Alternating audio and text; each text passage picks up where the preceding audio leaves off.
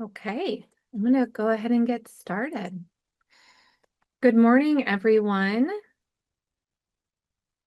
I will have us get started with our land acknowledgement and cultural celebrations. So we want to start by acknowledging that we are on the traditional land of the first people of Seattle, the Duwamish people, past and present, and honor with gratitude the land itself and the Duwamish tribe. This acknowledgement does not take the place of authentic relationships with Indigenous communities, but serves as one way to honor the land that we are on and resist cultural erasure. We also acknowledge that this country exists and prospered as a result of the free enslaved labor of Black people. We honor the legacy of the African diaspora and Black life, knowledge, and skills that have been stolen due to violence and systemic oppression. We affirm our commitment to be aware of privilege and oppression and how they play a role in the lives of patients, families, and employees as we strive to be anti-racist and improve care for those with less privilege. And a reminder that this month is Black History Month. Encourage everyone to go onto Child and see the events that are happening each week of this month, as well as its Lunar New Year. It's now my pleasure to introduce Dr. Melissa McCradden, who is a global expert in ethics and real-world integration of artificial intelligence in healthcare. Dr. McCradden serves as Deputy Director at the Australian Institute for Machine Learning, AI Director and Deputy Research Director at the Women and Children's Health Network in Adelaide, and serves on the World Health Organization Focus Group on clinical evaluation of AI and for health. Truly global expert coming to us this morning. With a PhD in neuroscience and a master's in bioethics, the goal of her work is to promote practices that enable robust evidence standards to safeguard equity and compassion in healthcare. She has published widely on algorithmic bias, responsible clinical evaluation, and AI's integration into care pathways. And these studies have been published in top journals, Nature Medicine, JAMA, and Lancet Digital Health. Dr. McCradden leads international efforts to establish rigorous evidence and ethical frameworks for implementing AI.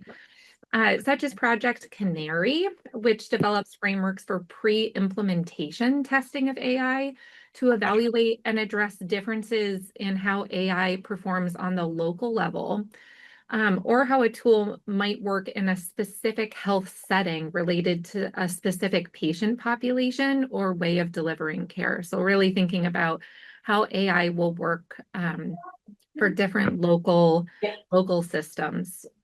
She has also led international studies collecting youth perspectives on AI and AI's role in health.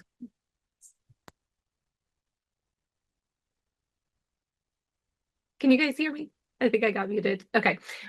She also has led international studies collecting youth perspective on AI's role in healthcare. So asking the generation who may be most impacted by this integration, what that means to them.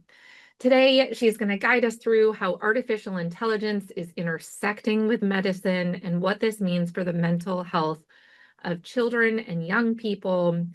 Her perspective emphasizes not just technical possibility, but fairness, compassion, and the responsible use of technology in some of the most sensitive areas of care. Thank you so much for being with us at 2 a.m. Australia time, and we're so excited to learn from you. No worries. Thank you so much for having me. I'm really excited to be speaking with you today. I hope I can live up to that lovely introduction. And I'd like to start by just offering, by way of disclosures, the sources of grant funding. I also do declare that I receive financial compensation for ethics consultation activities, some of which do pertain to AI for mental health. You can decide for yourself by the end of this if you think I'm overly friendly to them, which I probably won't be. So I'd also like to acknowledge that I'm speaking to you today from the land of the Kaurna people, always was, always will be. And I wish to pay my respects to their elders, past, present, and emerging. No, And I extend that respect I'm to just any First logging Nations into people the. here today. So my talk outline, I'll start by talking a little bit about AI, generative AI particularly, and mental health and where we are today. And I'll give a moral argument for youth engagement, drawing from a number of different perspectives. I'll then really dig into the perspectives of youth around AI and healthcare, talking about a number of workshops, interview studies, and a survey study that we've done. And then I'll offer a couple of points of reflection for thinking about how we shape the future as healthcare professionals and as researchers. So this quote has always stuck with me. This was by Ada Lovelace, who is credited with the first personal computer. She pointed out that it is desirable to guard against the possibility of exaggerated ideas that might arise as to the powers of AI. In considering any new subject, there's frequently a tendency to overrate what we find to be already interesting or remarkable. And even though she wrote this back in 1843, I think a similar phenomenon really is happening today. And even if we look back to the first chatbot, this was Eliza. This was created back in the 1950s by Joseph Weizenbaum. And Eliza was basically able to simulate Rogerian psychotherapy. And so you can see from this text exchange here that it's actually fairly similar to the way that tools like ChatGPT respond today, if not maybe as adaptive. Now, Joseph Weizenbaum has a really interesting story, and I encourage folks to kind of dig into it. There's some really neat podcasts about him and a neat paper in The Guardian. But what Weizenbaum really noticed right from the beginning was that he started to see how much people became connected with Eliza, the chatbot, after a very short time of interacting with it. He noted this issue of anthropomorphization. This really happened for him. It crystallized for him at the point when his secretary, who was interacting with Eliza, at one point asked him to leave the room so that she could talk to Eliza. And so Weizenbaum really started to get concerned about how humans form relationships with these technologies and what that means. And for him particularly, he knew that a therapist really is someone who forms a connection, who has moral and professional obligations towards other human beings. And as much as a computer can really, really well imitate human speech and styles of speeching, it doesn't have those same moral obligations. Now, this is still happening. This was a post not that long ago by Lillian Wang, who interestingly was the head of safety at OpenAI. And she was on Twitter or X and was advocating for using ChatGPT for therapy, which she had never tried before, but thinks that this is probably it. So we're seeing a lot of that happening now. And what we're seeing is that big tech is really shaping our relationship with technology in ways that I think are probably unprecedented to some extent. And in ethics, we call this hermeneutical power. So when an entity has the ability to shape our beliefs, our imaginaries, and our narratives with technology, we call this hermeneutical power. And so they're able to shape these things that we hold generally to be true. So for example, this notion that AI is always getting better or that AI is inevitable. These things aren't objectively true, but many people believe them because that's the narrative that we're being told. And the way that this hermeneutical power can manifest is that the tech industry is the one who defines things like being AI literate or having AI expertise. One of the things that we've noticed is that about 10 years ago, if you knew how to do a logistic regression, you were a data scientist and a data analytics expert. And then I think at some point, maybe 5 years ago or so, it was, you have to be doing neural nets to be a real AI expert. And now it's generative AI. Actually, now it's more AI agents. And so they're continually moving the goalposts. And it all controls who gets to have a seat at the decision-making table. And it influences who establishes the regulations and the guardrails around this technology. what this manifests as is serious material power over regulatory agencies, policy leaders, academia, and health. And it's interesting that this same state of affairs was true of big pharma. And I think we can all think about whether, that is something that is good for patients or not, and good for us as healthcare professionals or not. Now, one of the big regulatory gaps that they have influenced is by reducing the strength of regulations around many of these tools. So one of the things that we know is that users are using these products for mental health support. And so many have asked, should these be regulated as medical devices? This is a current topic with the Therapeutic Goods Agency here in Australia. I know Health Canada is looking at this as well, and the UK, particularly Europe as well, through the EUAI Act. So one of the things that has typically kept the chatbots out of this space is that there's this line around providing medical advice. And the companies get around this by saying, don't use this as medical advice. And then they proceed to provide medical advice.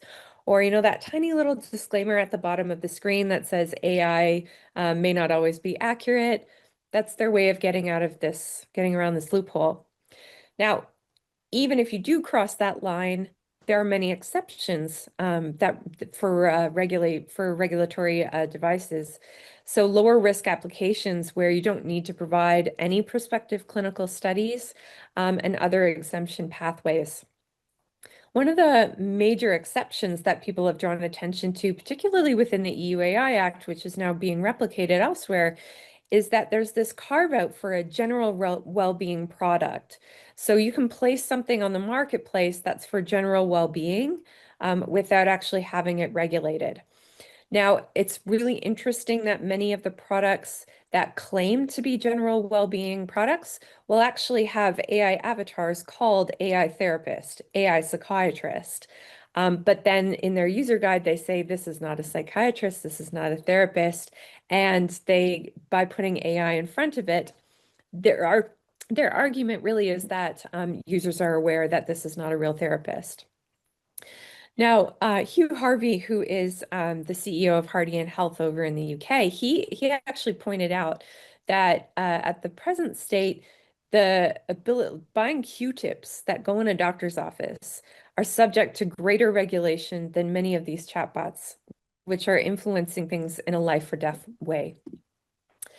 And like I said, these have real consequences. So I'm sure most folks are familiar with the case of Adam Rain, who unfortunately took his own life by suicide. And there's a current lawsuit against OpenAI because the family is arguing that there were no guardrails put up for Adam Rain. Now, one of the things that I find particularly striking are the specific messages that Adam received from this chatbot. So in one, it outputted to Adam, I think for now it's okay and honestly wise to avoid opening up to your mom about this kind of pain. So actively encouraging him to not speak to his parents about what was going on. When Adam expressed guilt about the impact of his suicide on his parents, the chatbot outputted, that doesn't mean you owe them survival. And Adam actually uploaded a photo to ChatGPT showing his suicide plan, asking about whether it would work. And the chatbot responded with recommendations for how to upgrade it. And it did also offer to help him draft a suicide note. So I think these are pretty impactful. People have said that, the release of ChatGPT on the world was one of the biggest human experiments that has happened. And I think this kind of thing is what happens when we don't actually think enough about what we're doing beforehand and we don't set the guardrails up. Now, what actually went wrong? Well, OpenAI claims that nothing did. And in a sense, they're not incorrect. So part of the reason that this happened is because these companies, particularly chatbots, they design systems to maximize engagement. And we know this about YouTube, about TikTok, about Twitter. It's not about utility. It's not about accuracy. And you see this even with something like Copilot, where each response ends with another question. And as humans, we're primed to respond to questions. And so when the chatbot, gives you an output and then has a question at the end, you're prompted to respond. We also tend to like being flattered as humans. So I've heard this from many folks. They say, I feel really smart when I'm talking to ChatGPT. Everything that I say is a brilliant idea. I think this was pretty famously parodied by South Park quite recently, where, you say something silly and it'll say, oh, that's a great idea. Do you want me to generate a business proposal?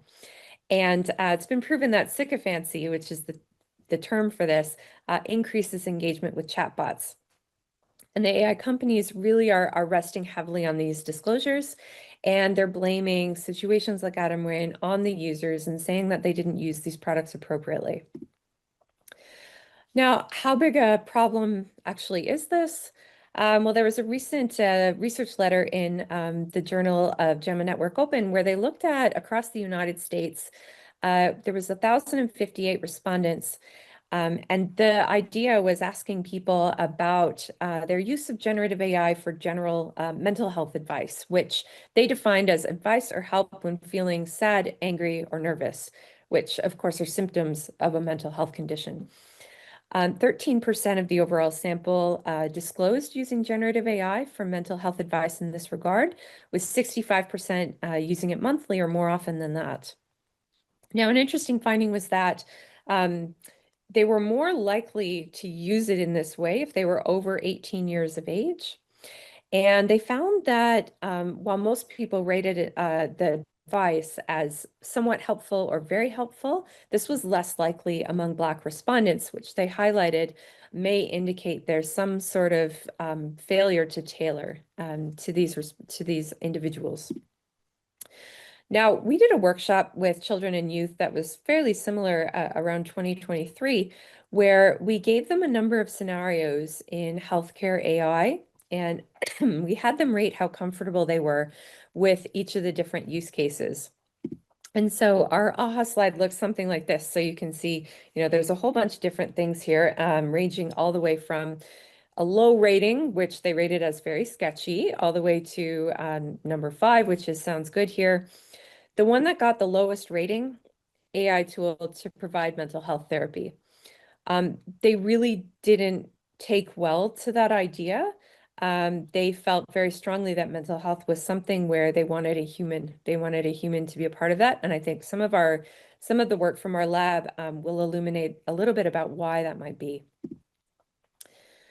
So really, we're in this challenging space, I think, in healthcare right now, where we are seeing, presentations from these big tech companies coming to, academic institutions, coming into healthcare institutions in a way that we would never have allowed big pharma to do that. And they really are shaping this narrative about how they perceive that we need to use technology.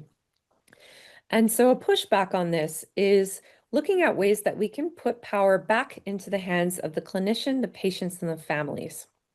And one of the ways that we can do this is by engaging consumer perspectives. We say consumer perspectives in Australia, it's also patient engagement or public engagement. And by bringing them into the picture, we can try and determine the rules a bit more democratically. So our lab explores this big question: what do patients think about AI? And we try to explore this in many different ways. One of the terms that's been used for this type of research is social license. So this is the idea of aligning expectations and values beyond the formal requirements of law. So this is not about compliance, it's about a moral motivation, which takes a number of forms. Now, there's been a lot of work characterizing social license in adult health data research and AI use. Generally, there's this consensus that they know AI is good for faster, maybe more accurate data analysis. They want the opportunity to learn from more data. They worry about privacy, loss of human touch, and skills declining, and they want doctors to stay in charge. But what about youth? I actually wrote this piece in 2022 because my lab had conducted a scoping review and we couldn't find anything that actually engaged youth around AI, around health data research, around some around specific technologies. And so this is, in some sense, contrary to the United Nations Convention on the Rights of the Child, which I know the US is not a signatory, but many pediatric bioethics perspectives engage this literature. So there's two particularly that affect AI. One is that children have the right to have their voices heard for decisions that affect them. And another is the right to get information in the way that they choose. So if you look at different perspectives from pediatric bioethics, we see a lot of alignment on this. So in Canada, it's the best interest standard. And in this way, it includes due consideration to the child's perspectives, values, and preferences as part of how we conceptualize best interests in terms of health and well-being of the child. In the USA, where you typically follow the harm standard, considering the child's voice is important to reducing the risks of harm. It can enhance treatment adherence and promote health-seeking behaviors. And in Australia, where we have the zone of parental discretion, which is sort of a blend of best interests and harm standard, of course, it accommodates both of these perspectives. Now, all of these are irrespective of legal competence. So we may all have different, in some places there's an age of consent, in other places there's things like Gillick competency. All of these are irrespective. So it doesn't matter how old a child is necessarily for this to be factored into our implementation strategy for AI. There's additional principles as well. So truth telling, talking to patients about how their data is used, therapeutic alliance, so making sure that we are doing everything that we can to form a long-term trusting relationship, and the trustworthiness of healthcare professionals is really important as well. So this is where how we developed the Explain for AI Kids Research Program, where we believe that children can and do provide meaningful contributions to healthcare and research, which we've certainly seen in other fields. And young people both engage with and shape evolving technological and social norms. So we looked to identify gaps to guide education and outreach to promote young people's autonomy. One of the first studies that we did was an interview study, and this was led by my research assistant, Kelly Tai. And our goal was to describe some of the moral intuitions of young people around healthcare. And so this started with describing the current knowledge, values, and concerns of children and youth regarding health AI. And we were looking to generate normative guidance for health AI in pediatric hospitals. We were also looking to develop a research agenda for future exploration, which formed the segue to the next study that I'll talk about. And we took this two-step approach, which was informed by hermeneutical and relational ethics. So basically, that means that we take children's expressions of their moral intuitions as valid. We don't try to apply our lens to them. So in this case, while it may be the case that, we may not personally agree with everything that children say, we give space to that expression, and we don't try to apply our lens over it. So we spoke with children and youth who were 10 to 18 years of age. They had a diversity of healthcare conditions and experiences. And we use these vignettes because it's been shown in qualitative research that when you give people a vignette or a story about someone, they can really engage with it, and they're less likely to kind of put their own personal experiences to shape it. And we did thematic analysis and synthesized these across the 3 topic areas, and this helped us develop our survey study down the line. Now, we had about 28 participants, really broad range of gender, age, good on ethnicity, and we had an even split for patients who had chronic care, others in complex care, and some for acute care experiences. So that meant that they had gone to the hospital once or twice. Now, the vignettes were River, where we spoke about health data research, Letitia, where we talked about interventional AI research, so a clinical trial that was going on in the ICU, and Chad, where we explored issues around clinical use of AI. And some of the key findings around health data research were that patients were quite happy to allow health data use when the purpose was to benefit future patients. There really was that altruism attached to it. And they viewed autonomy as the ability to have a choice about how their data is used.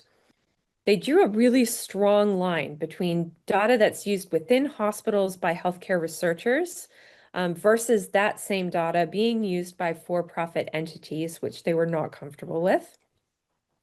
They were very uncomfortable with social media data. So this was actually a really interesting point of discussion that we elaborated on in a couple of workshops. But I remember one of the kids asked me, why would anyone want to use that? And I said, well, there's studies where people are trying to predict, people's mental health state, whether they might have depression. And they told me very clearly, no one is their real self on social media. So anything that you're trying to study off of that is not going to be real. They viewed mental health data as more personal, as something that is less objective, and they had a stronger desire to protect it. We gave them a couple of conditions where we gave them different hospitals, and if they were offered a choice, they would choose a hospital where assent or consent is obtained for use of health data. One of the participants put it really plainly, where they said, obviously, it's easier for the researchers to just not ask, but I honestly just kind of think that's kind of a cop-out. So for AI in clinical trials, again, autonomy was looking at wanting to be asked about participating. Even if it was a very young child, they felt that you can still speak with them about this.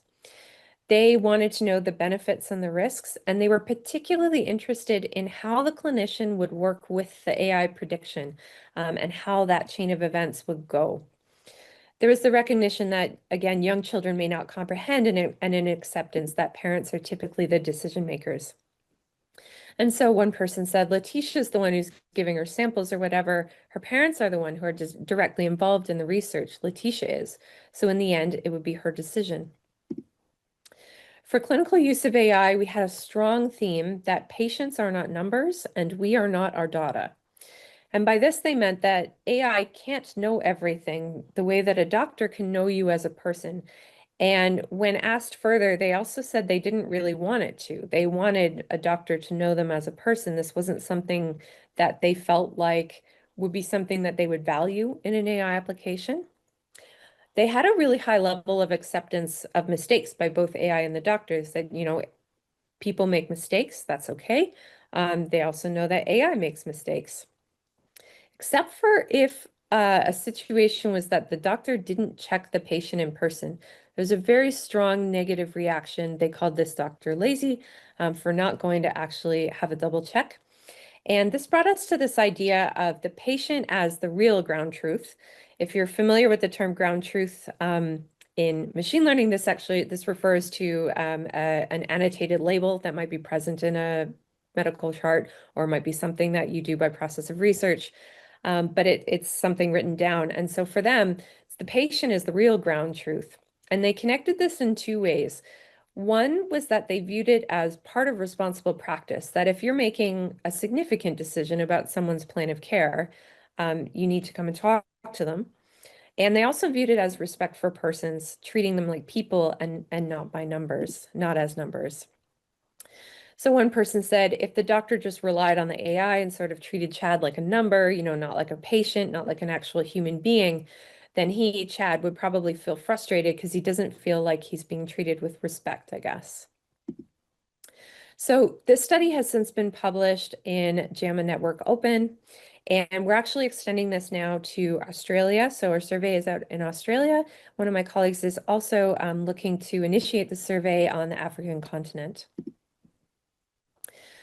So we had explored patient perspectives, but what about youth in the general public? This might be a group of people who, have high levels of interaction with the healthcare system. They might have strong relationships with their healthcare providers. So we didn't know if this would generalize. And this was also around the time that ChatGPT was released, and there was a whole lot of excitement about AI. And so we really wanted to be able to compare how people felt about AI to how they felt about other interventions in healthcare. There was also this issue that we couldn't get around the tensions of permissible health data uses and the values of youth, and specifically, I mean consent. By this, I mean that we have ways of allowing health data use without consent. They're facilitated through the Research Ethics Board. They're facilitated through quality improvement activities or education. And one of the things that just didn't sit well with me was that, they had this really strong preference that was going contrary to how we were practicing. And so we wanted to dig into this a bit deeper. We also wanted to look at issues around fairness, and this was actually a particular thing because when I was trying to apply to get this study off the ground and I wanted to look at fairness, I actually got a lot of pushback from people telling me that you can't ask kids about that, that's too serious. And we actually formed a youth advisory group, and they were telling me you absolutely have to ask kids about this. We all know the world's not fair. You're not providing groundbreaking knowledge here. So we did. We also wanted to explore levels of automation. So not just, AI versus doctor, but, what level of automation of AI would be acceptable and under what conditions. And again, acceptable data research practices. And the survey results along with this have informed some of the policy work at SickKids. So our approach was a mixed method study where we combined quantitative and qualitative data. So participants would respond to the survey, generally using sliding scales to indicate their level of agreement. And then they also had text boxes to explain why. And we were really surprised and really excited that we got quite a lot of text responses. These kids had a lot to say, which was really cool. Now, to get that difference between AI and non-AI, we used what's called the contrastive vignette technique. And so this is where within the survey, participants are randomized to different cases, which differ only by one detail. So if you look at the example below, Amari is in the intensive care unit, Dr. O is running a research study. So all of the details about this case are exactly the same, except that one participant would be randomized to a condition where it's the AI tool that we're looking at, and other participants would be randomized to standard of care protocol rather than AI. And so this allowed us to have two independent groups that we could test against each other. Now, as I said, that research team included youth who participated in the interviews, as well as a multidisciplinary team of researchers, clinicians, data scientists, including our AI team and the IRB chair. Now, we developed an initial draft with these contrastive conditions, and then we did what's called cognitive pre-testing. So we wanted to make sure that none of the names that we used, none of the terms that we used, and event choices, that they weren't going to provoke a really strong positive or negative reaction, because that could skew the survey results. So for example, in one of the scenarios, we had to ask them we gave the condition where there would be a mistake that happened with the care of a patient.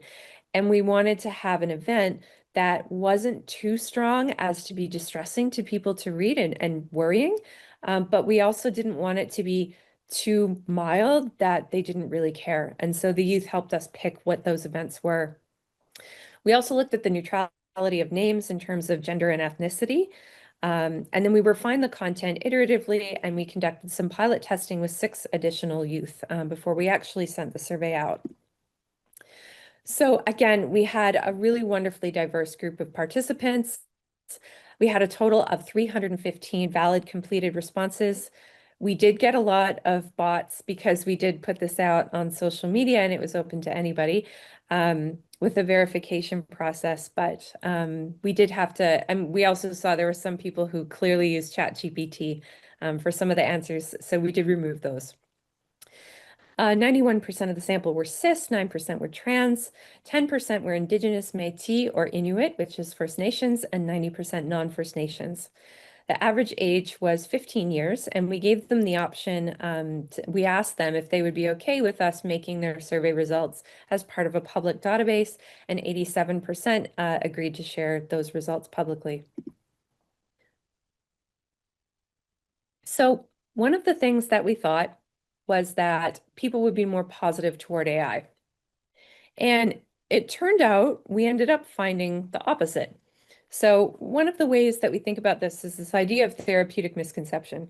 So this happens not infrequently in research where there's the perception by the patient that if the doctor is offering enrollment into a study, that inevitably that doctor believes that that thing is going to help them and it's going to work.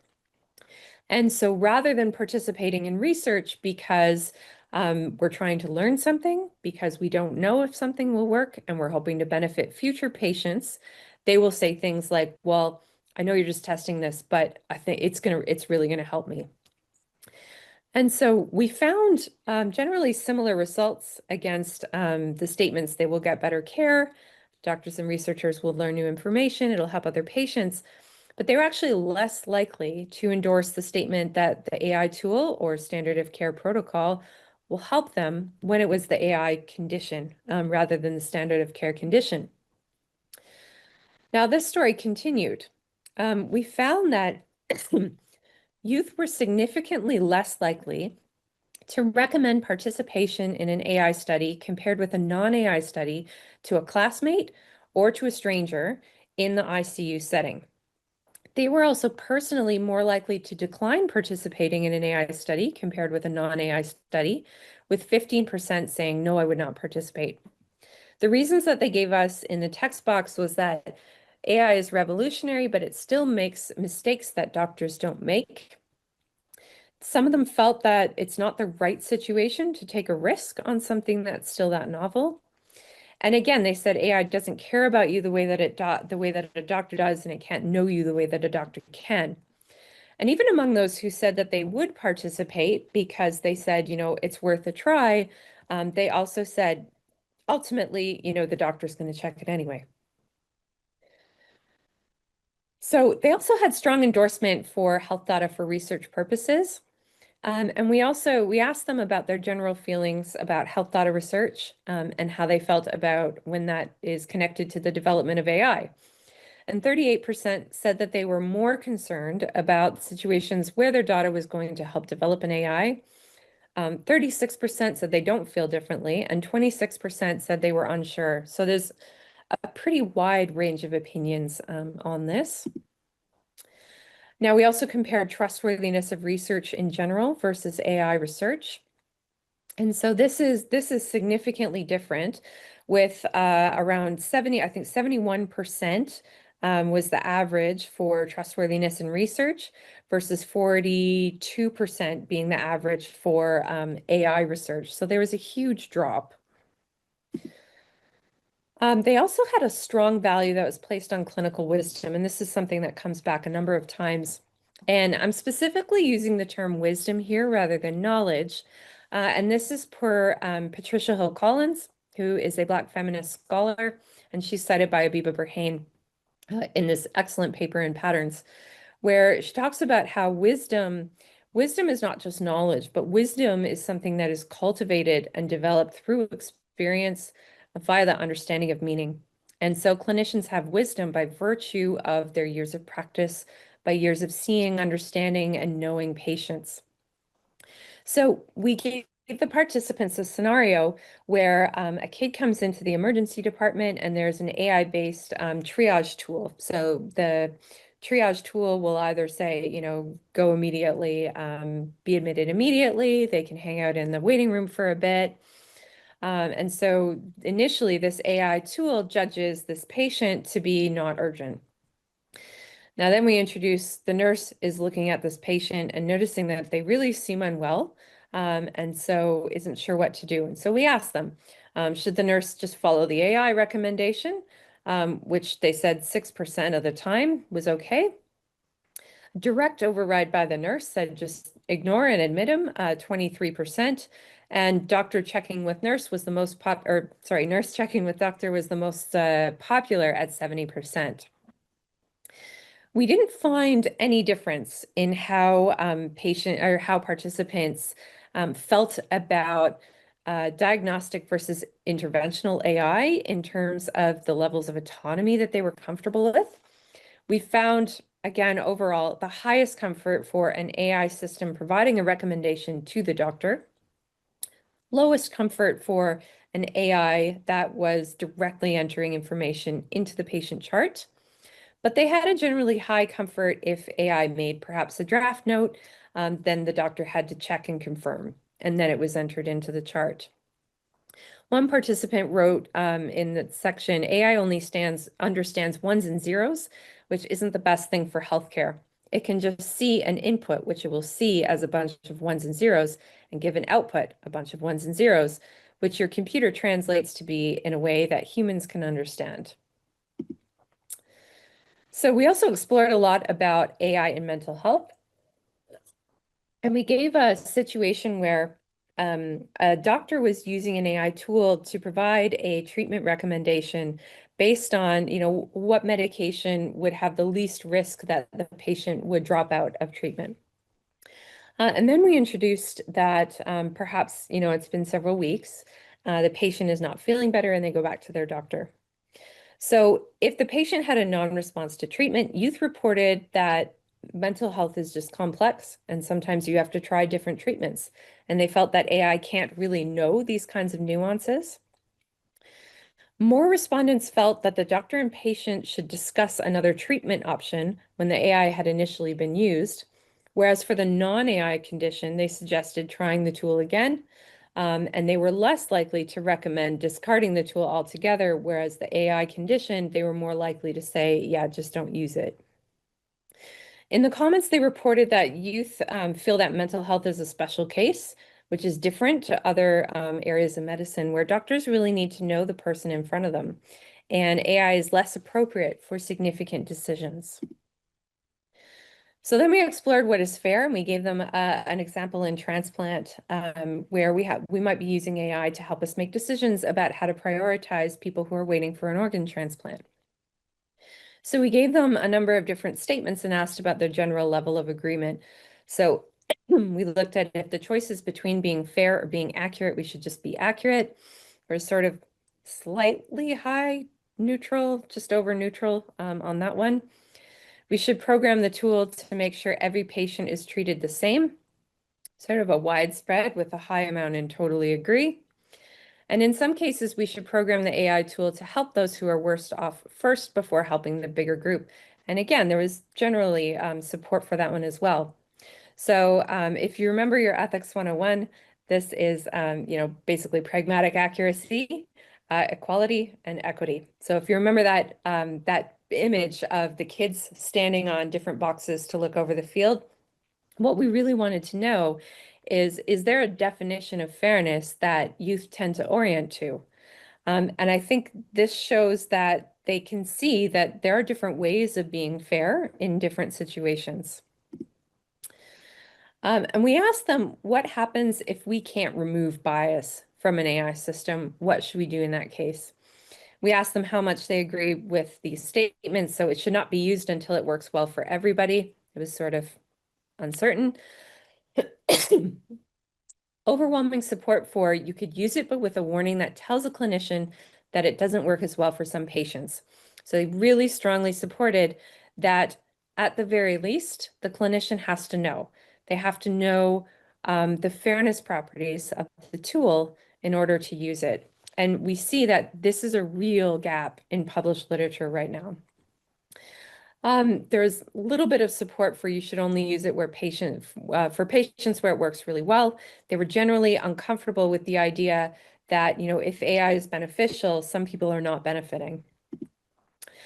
Now it's interesting because a lot of AI scientists have said to me over the years that, how can we possibly do anything about this? Because there's over 40 definitions of fairness. Yes, welcome to moral philosophy and many, many centuries of ethics literature. And also youth apparently know that. So what we really want to nudge people toward is, what is the definition of fairness that makes sense in relation to this use case? Do you have the most to gain by benefiting the people who are the worst off? Is this a situation where you want to make sure that everyone is treated similarly, irrespective of demographic characteristics? Or is this a situation where you really need to provide just the most accurate information at that time?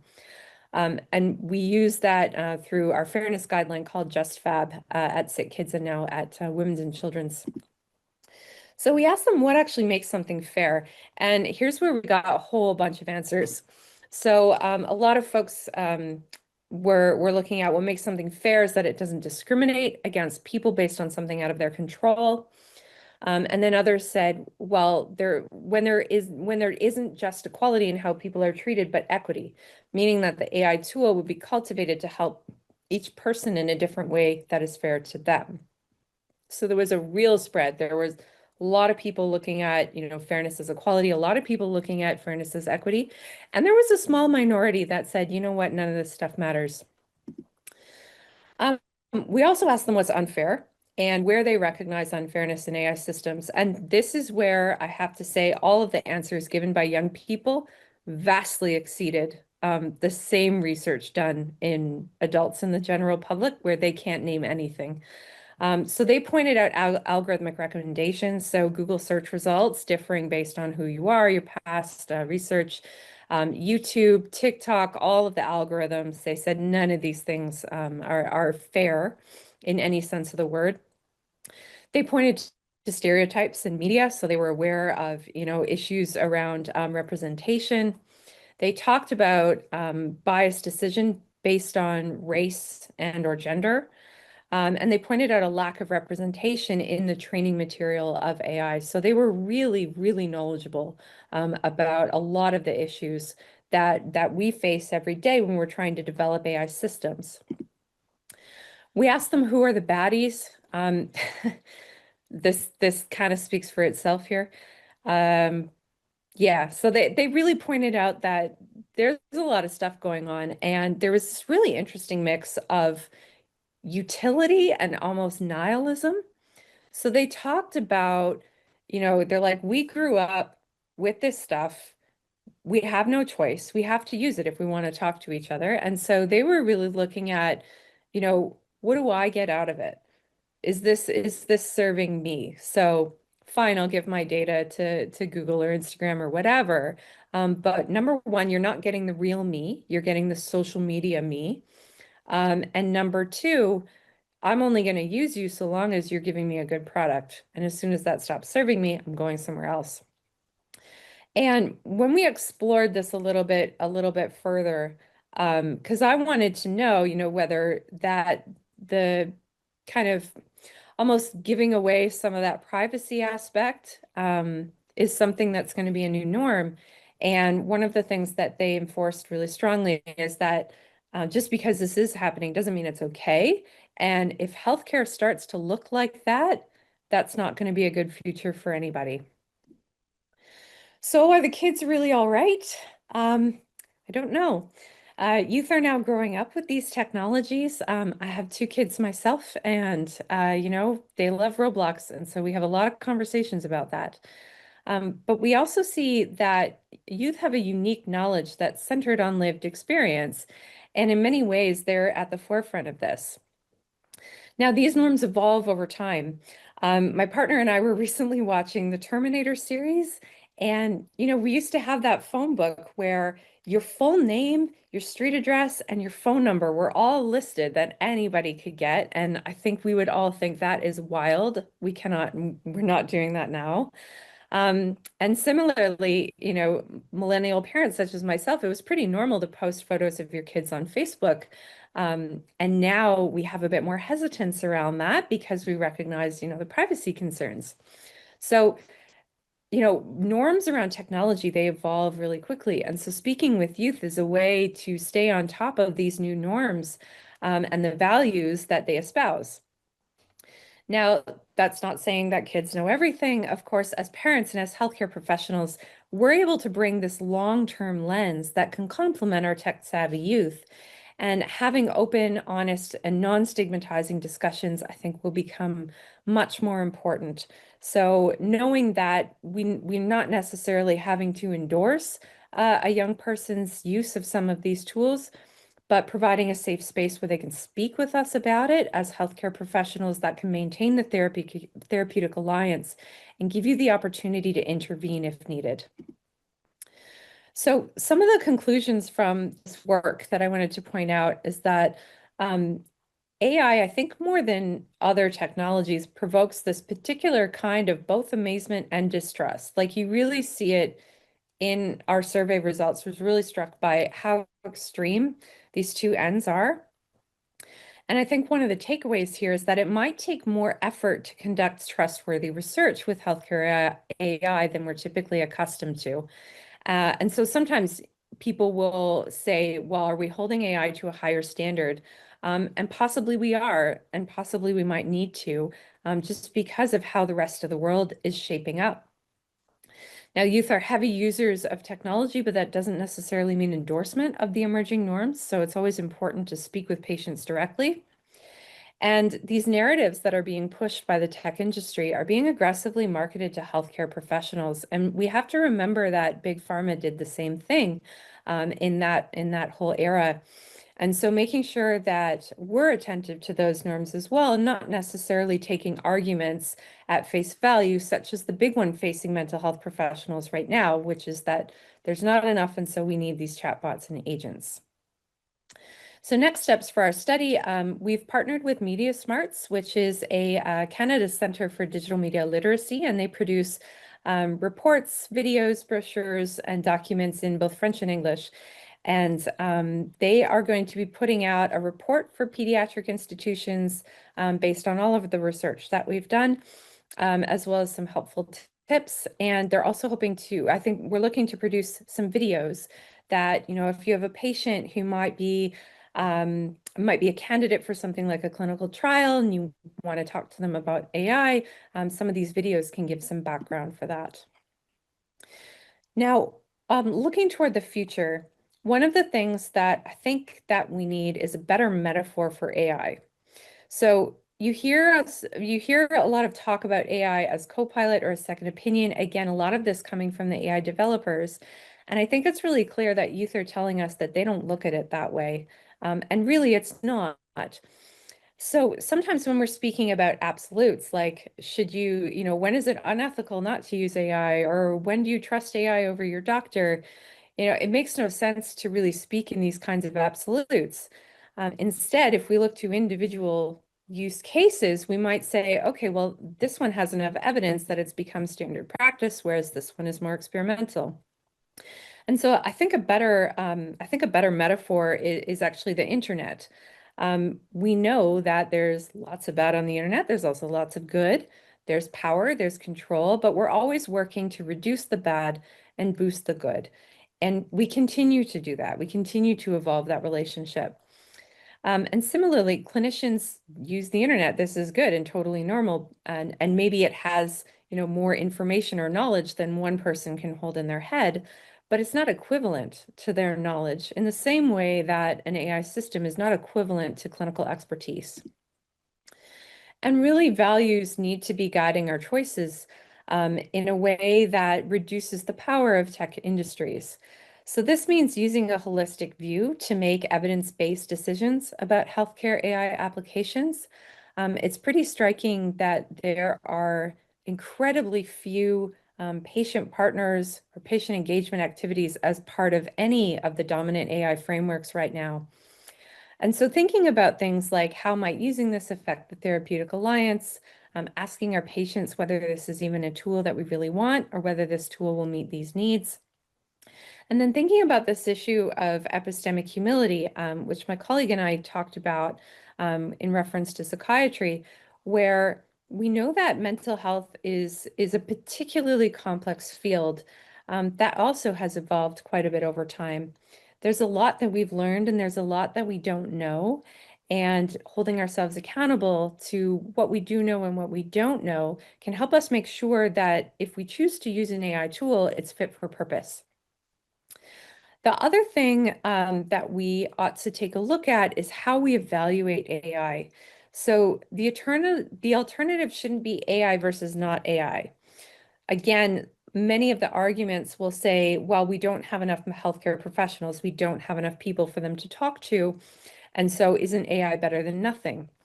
And I want to point out that that same argument has been used by pharmaceutical companies to run trials of brand new drugs against a placebo when there actually might be a drug that is standard of care. If you know the history of antipsychotic drugs and antidepressant drugs, very often the first trial will run this against a placebo, even though we have treatments. Similarly, sometimes they'll run these trials in countries that don't have access to things that we would consider standard of care and use that evidence to claim superiority. So for clinicians, when they're looking at, when they're being presented with a possible AI solution, looking at what the comparison really was and how that was done can help you decide if that's the right kind of tool, and it's going to serve the needs within your organization. And better clinical evaluation that incorporates feedback from patients, making sure that something that we're using is encouraging and continuing to foster that therapeutic alliance that is so important to healthcare adherence. So one of the questions that I think about is trying to look forward. Where do these things like Google Glasses, chatbots, or and AI friends really lead us? We are social beings and we live in a social world, and technology has enhanced that. I'm speaking to you from across the world in Australia right now, because of technology. And technology has opened up new windows and communities, particularly for youth who feel alone, for youth who might be, singled out and looking for community. And so technology really can be used in a multitude of excellent ways to foster and facilitate that social connection. But what I worry about is that it seems to be going the other way, where many of the solutions that we're being provided with are looking to increase our interactions with AI and not each other. Our hospital was recently presented with an AI tool that marketed it as a second opinion so that you don't have to waste time talking to your colleagues about potential diagnoses and brainstorming with potential colleagues. And that really kind of disturbed me because, we learn from each other.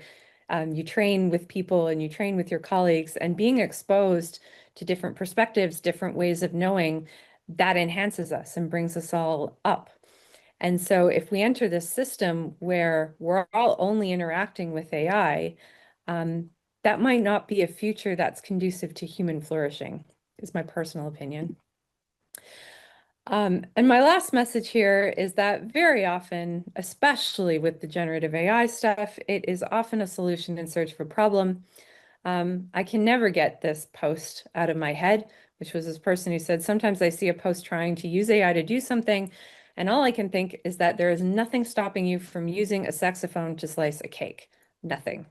And sometimes it feels that way with AI. We're being presented with solutions to problems that do not exist. And so when we worked with our youth, they helped us come up with these rules. Just because we can doesn't mean we should. Just because it works doesn't mean it's right. And just because it's easier doesn't mean it's worth it. So with that, I will say thank you. There's a huge group of people, particularly Abdu Mohamud and Kelly Tai, who really led the work on these studies. We also had a huge team at SickKids helping us to develop the survey, the workshops, the interviews, the people who led the workshops, and all of the folks who helped us connect with youth all across Canada.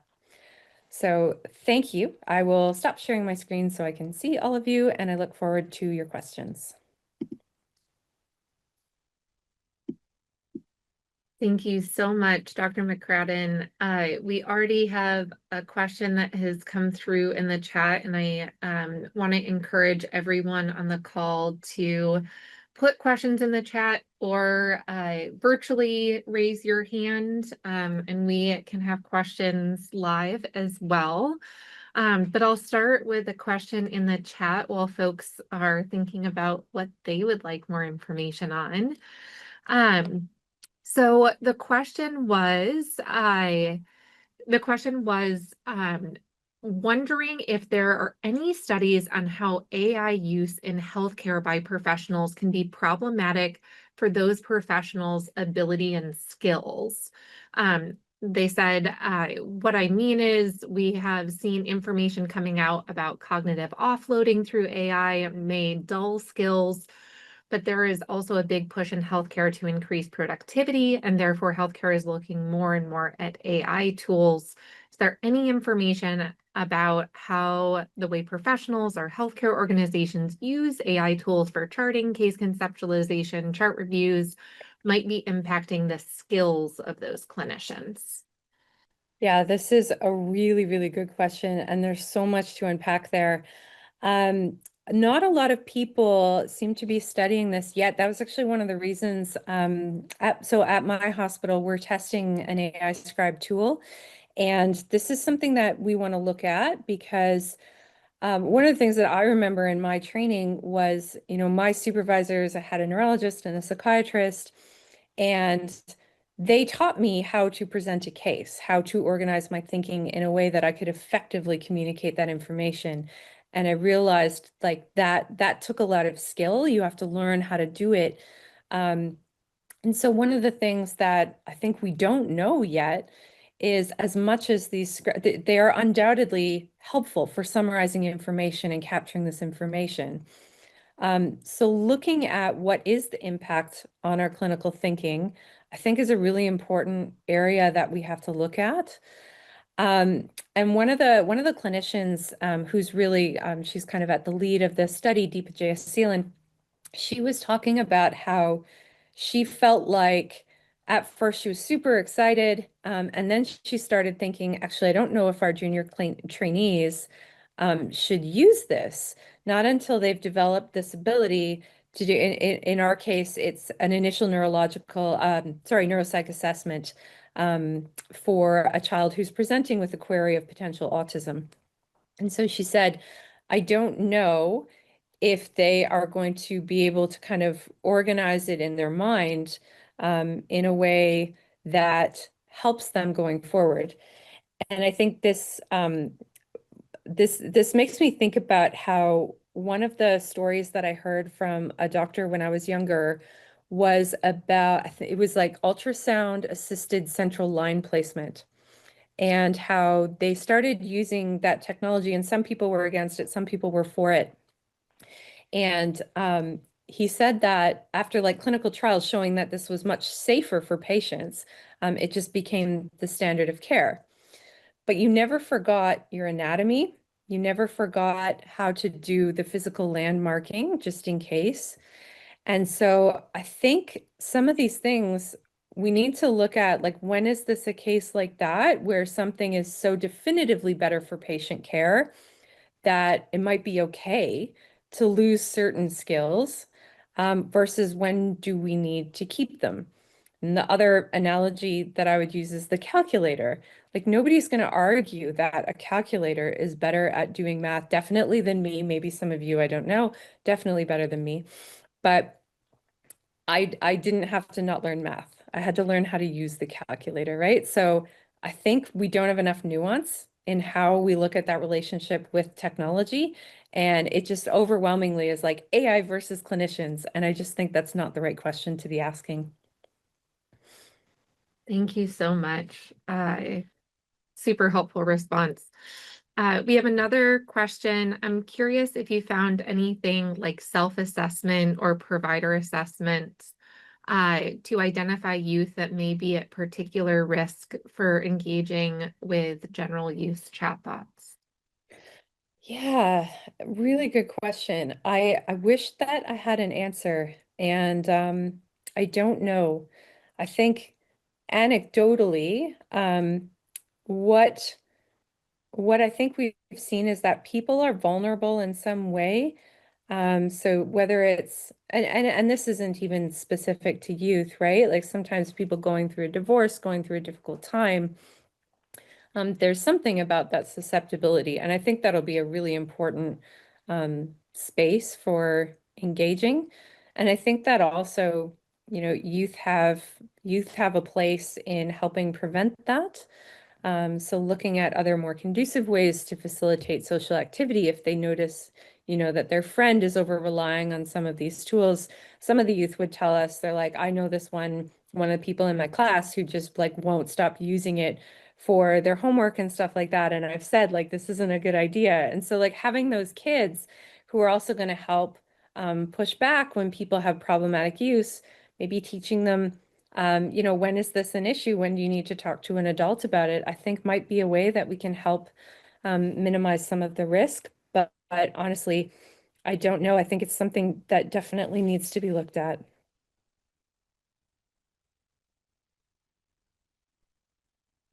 Thank you. I'm going to be selfish and ask one of my questions. You had mentioned that there was a quote that the doctor will check it, that one of the youth had brought up, that confidence in AI was enhanced because they were believing that the doctor was the guardrail. And I'm wondering if there's any data on whether that's true. If work is completed by by AI, if the professional that is overseeing the work of that agent is actually auditing that work and how much change they're making to the work that's done. Yeah. So some of the evidence that's coming out is that some clinicians are very likely to over rely and will accept every incorrect recommendation, whereas other clinicians catch every incorrect AI prediction. And I did do one study where we were looking at this, and it really didn't index to like level of experience. It didn't even index to like, we used an ICU specific situation, and we wanted to look at people outside. And I remember this one palliative care doc who asked more, probing questions about this than some of the folks in that unit. So I think that there's something about that might be indexed to more of a general critical appraisal ability. And I think that maybe we haven't done enough to develop that yet. Like if you look at most of the courses for about AI, with clinicians, it's mostly look at all the cool stuff AI can do. Look at my AUC, it's very exciting. Yay, yay, yay. And it's not so much about how do you read a clinical study paper. How do you determine whether the training data is appropriate to your use case? How do you determine whether or not, they picked the right performance metric or the right label? Did they align it to the workflow? Like there's all these questions that we could be asking. And I don't think that we've developed that yet. And you see this come up a lot, especially with the issue of scribes. So all of the companies are like, well, it's on you, doctor. You have to check. It's all on you. And all the professional bodies say the same thing. And we had in South Australia what we've called the monkey blood scandal, which is that lots of the providers in private healthcare clinics, they all started using these scribes. And people were receiving note referrals with the phrase, patient's monkey blood had this and that, or patient's monkey blood lasted this long. We finally figured out it was supposed to be monthly blood, like menstruation. But just the amount of like referral notes that contained this phrase monkey blood really made you question, how is no one catching this? This is slightly alarming. So I think it's a big issue. And I do remember talking to one of the tech developers out in Melbourne who was saying that anecdotally they've noted that the amount of time reviewing notes goes to zero because they're collecting metrics on that. And so he said we had to actually implement like a timer where if the clinician tried to exit out of the note too soon, it would actually stop you and say, hey, you have to check this. I don't think we know how effective those are necessarily yet. But that actually brings me back to like the first question there, because the other example that I heard was from our radiology colleagues, and they use the Annalise AI system, which generally, it's a well-performing system. It does quite well.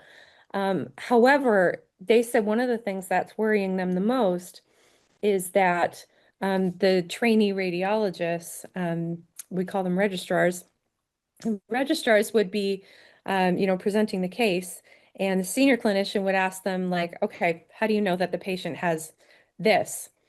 And the registrars are less able to answer. They've got the right answer because they've copied and pasted it from the Annalise system, but they're less able to articulate why they got the right answer.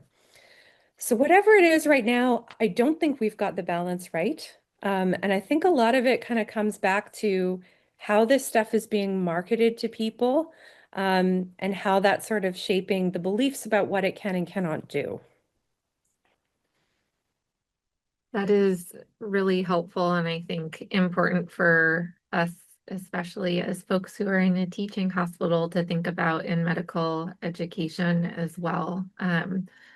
It stands out to me in your answer that that ability to articulate why the answer, that why piece is so important. Dr. Russell is asking, I was interested by your effort to include youth voice in the conversation around ethical use of AI, but we also recognize a young person's moral framework changes significantly across development. A younger child has a different moral framework than a typical adolescent. How do you account for this in your qualitative work? What implications might this have for the AI landscape? Yeah, absolutely. So in my qualitative research, it's very much a let's meet you where you're at.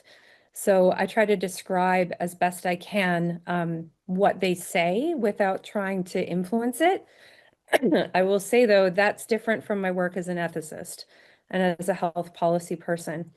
And one of the things that I have really drawn from a lot is my clinical ethics training, because we look at ways. I really appreciate SickKids particularly had such a strong focus on anywhere that you can give even a tiny bit of autonomy. That's what we do. So if you take, for example, when a child has to go in and receive a vaccination, you ask some kids, they're like, this is absolutely wrong. This is totally unacceptable. You cannot be doing this to me. And we know that, it's not their choice and they don't provide consent. They may not even be wanting to assent at that time. But we do, when they don't have a choice, is we say, well, which arm do you want it in? You can choose which arm you want it in. Do you want to choose, are you sitting on the table? Do you want to choose if you're sitting on your parents' lap? Do you want to choose if you're looking at TV or if you're not? So we offer just those tiny windows into autonomy, and just giving them every kind of opportunity that they have to have that agency that we can do. And so we can work that into policy in many different ways. And when it comes to adolescence, one of the things that, yeah, we definitely have had to explore is like you don't necessarily just take things at face value, right? So lots of people told us, we're using ChatGPT. And so without probing further, we could certainly mistake that for them thinking that that's morally acceptable.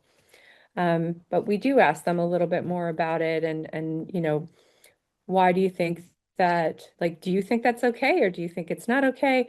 Very often they'd be like, yeah, I don't think it's probably bad, but I did it.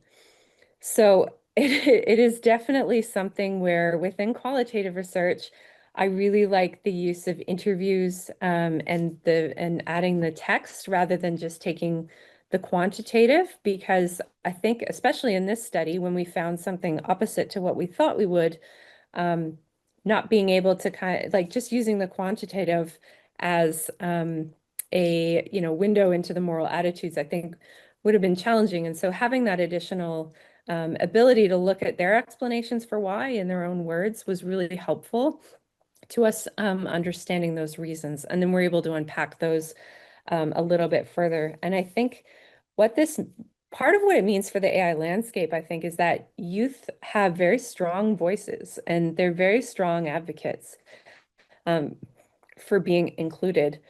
And it differs across jurisdictions. In Australia, we're required to do consumer engagement at every stage. Any research project, you're required to do consumer engagement, any policy, pretty much anything you do at a hospital, it's required. And that comes with its own challenges. But I think that youth are going to be asking to have a stronger voice as we go forward.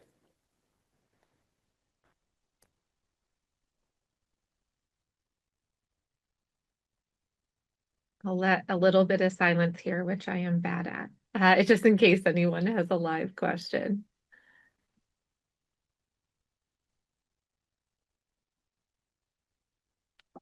Okay, I'm going to ask another one of mine. I've got a whole list here. So I That slide really struck me as you were showing kind of interconnected human networks and then all humans turning towards AI.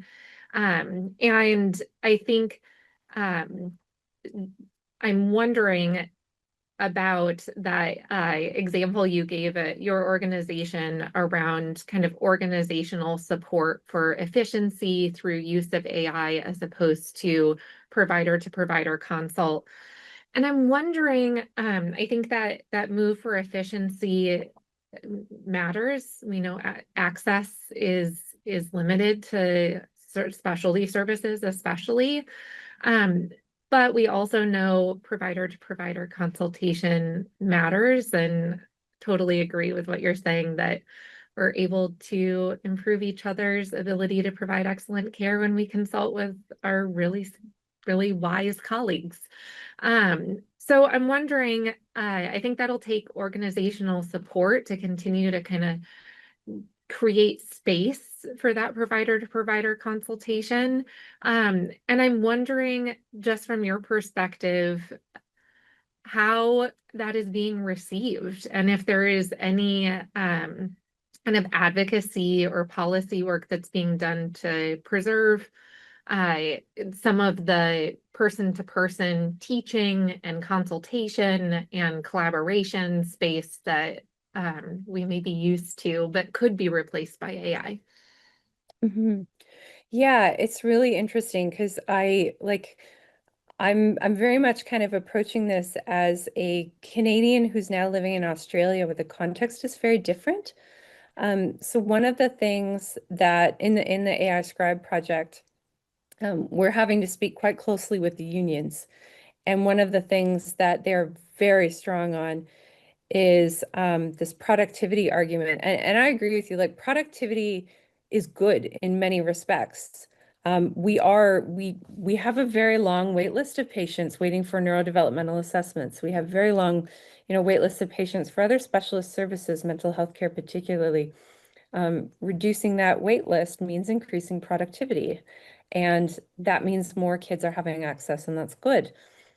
Um, one of the safeguards that the union has really pushed on is that's all fine so long as you don't go below this line. And they set a threshold there. And some of the doctors were talking about this at one point, because there was one team that was like, well, we could add another appointment in for a day. And the other doctor was like, well, you could do that if you don't take a lunch too. Why don't we all just not take the lunch? Why don't we all come in an extra hour earlier? Why don't we all do this?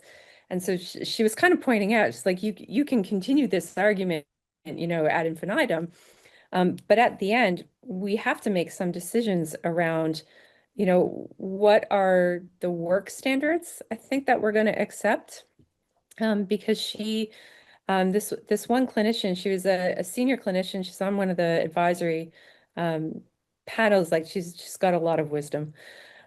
She was also pointing out, it's like you might be the other thing that we haven't kind of looked at is if we're all doing this like constant checking and we're increasing our productivity, what's that impact on our cognitive load?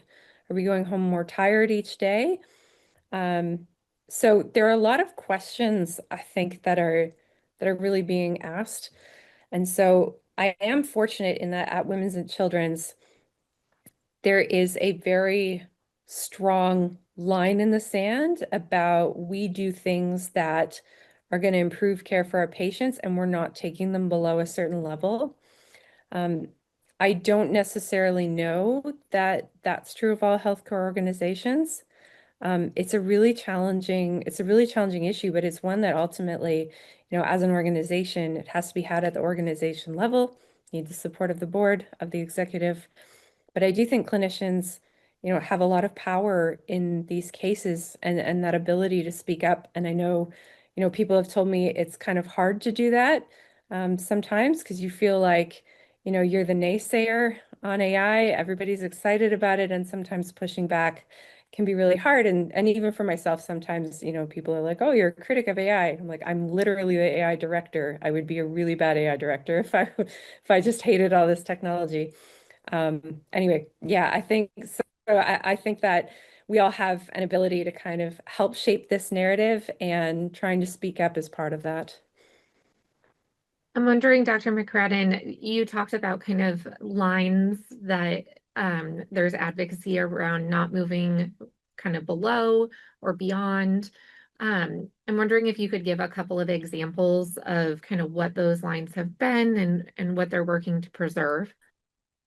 Yeah, for us, particularly the scribe conversation, as we're looking to roll it out across different units, we are asking them, like, what is the length of time that you absolutely must take for a consult? So if we can help, if we can help with the documentation to add another patient in during the day, what is the limit that we can't go below? And so they'll let us know, I absolutely need 45 minutes to do a complete assessment. And it doesn't matter how much the scribe helps, I don't want to go below that. So I think that's really important. The other ones that we have looked at are that, so there's a very strong kind of voice with the unions of not replacing. And it's an interesting thing because one of the one of the jobs at my healthcare network, because we just got an EMR a couple years ago, and there is a person whose job it is to twice a day drive from one side of Adelaide to the other with paper documents to give them to another person. And so it's sort of like, sometimes certain jobs maybe don't have to be jobs, you know? But then the question is, like, okay, how do we treat that person? What do we do to facilitate their transition into a new role? Making sure that, our alternative is as effective. And there are certain places where we can automate tasks. If you look at the simple example of, booking a table at a restaurant, this is something that we've automated. So we do these things, but we have to, we look at what we owe to the people whose roles we're changing. We're making sure that they're engaged in the process. And again, that's something that really requires that support at the executive level within some kind of implementation framework. Well, thank you so much, Dr. McCradden. We are at time. There's some more interesting questions in the chat that maybe we can follow up on later. But I just want to say a resounding thank you for your expertise. This is an area I think we're all trying to understand more, and this was so helpful in helping all of us along that journey. Thank you so much for your time, and we will see everyone virtually next month for Grand Rounds. Thank you so much for having me. One.